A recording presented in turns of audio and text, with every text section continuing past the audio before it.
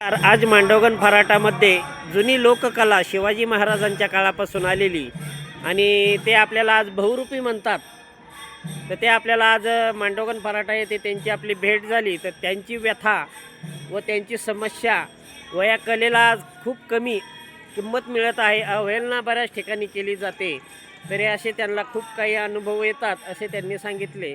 तरी आपण त्यांचा आज परिचय व त्यांच्या कलेबाबत जाणून घेऊया. Good morning sir. माझं गाव काष्टी, तालुका श्रीगोंदा, जिल्हा अहमदनगर. माझं नाव मोहन नारायण शेगर. मी काष्टीचे रहिवासी असून पारंपरिक शिवरायांच्या काळापासून आलेली ही आमची बहुरूपी कलाकारांची कला.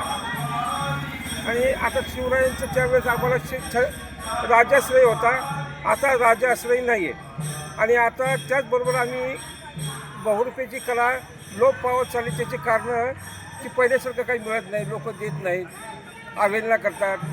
बहुरूपी कलाकार एक कलाकार असून तो एक भिकारी समजला जातो आहे. दारात बहुरूपी आला म्हणजे लोक दरवाजे बंद करायला लागलेत.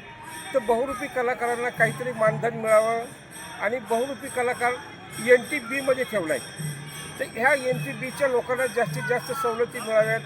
बहुरूपी कलाकारांची मुलं आता शिकतात. माझा मुलगा MA झाला आहे, 2 नंबरचा मुलगा ग्रॅज्युएशन झाला आहे. माझी जुनी मुलं पोलीस भरती करतायत, पण 2 मार्काने 4 मार्काने फिजिकलमधून लेखीमधून काढलं जातं आहे. तर अशा मुलांसाठी काहीतरी सरकारनं योग्य ती मदत करावी ही सरकारला माझी विनंती आहे. आणि थोडी कॉमेडी साजरी करतो आहे.